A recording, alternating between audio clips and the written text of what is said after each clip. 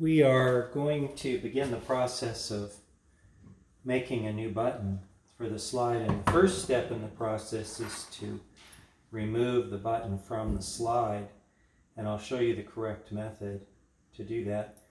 This is a Easttop EAP 16 performer with custom covers. These are from a Hohner 280C. They've been opened up at the back. And this will be fine until I get the KETTLEWELL resonant covers from Russ Camerer that are being made. The first thing to do is come in and take the mouthpiece screws out, making sure to use a screwdriver that matches the time cut in the screw. These tend to be a little bit too big. A jeweler's fits a little better. So we're just going to take this off and take this off here and here.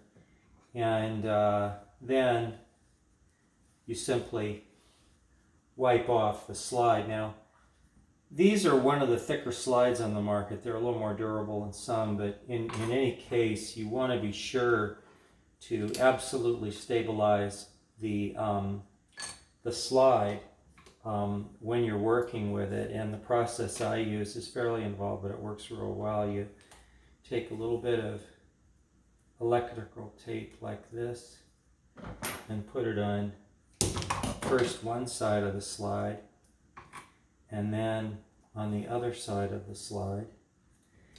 And I'll show you in a moment why I'm doing this.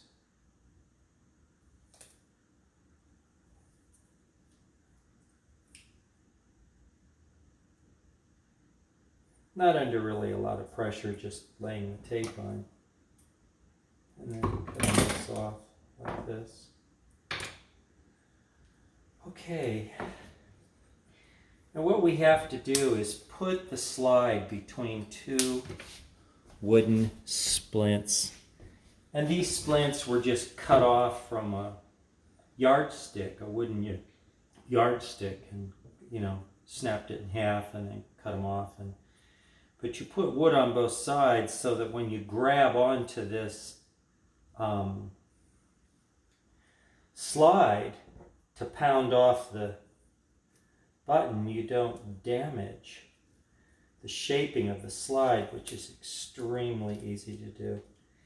And the technique here is to wrap this tight. This tape comes on pretty tight, like this, and now we have a situation where the slide can be handled, strongly enough to pop a button off without, bending the slide. Now, if you bend the slide, they're ruined. You're not going to unbend them and make them work 100% properly. Then I put a tiny bit of tape on the ends of the needle nose pliers, a very heavy set of needle nose pliers. And the reason we do this will be obvious in a moment.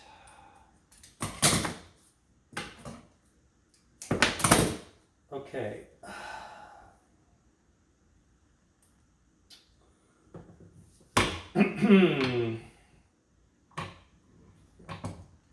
Now, the pliers go around the tine hitting the button,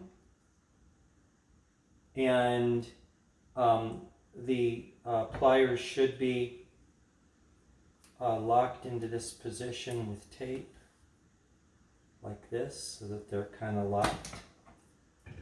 Okay, and then this button is going to pop off after it's whacked off. So what I like to do is take a little bit of tape here and put it around the head of the button, and then attach the tape to the pliers so that when the button flies off, it is not going to go very far. And this constructed element like this comes over to here and then we'll show you what the method is. I'm going to come over here, okay, and then I can put kind of, you know, this on. I can grab this like a handle.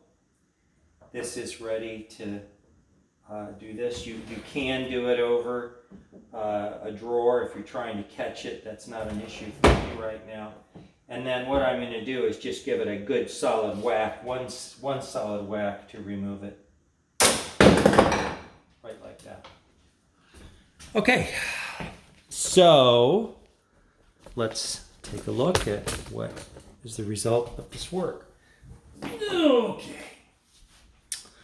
Well, to begin with, we have the button, which has not been damaged, you know, because the needle nose pliers were protected with tape, so they do not dent the slide. If you do not protect the tines of the pliers, then they will damage the button, and a lot of people don't care if the button is damaged. I personally want everything kept in perfect condition.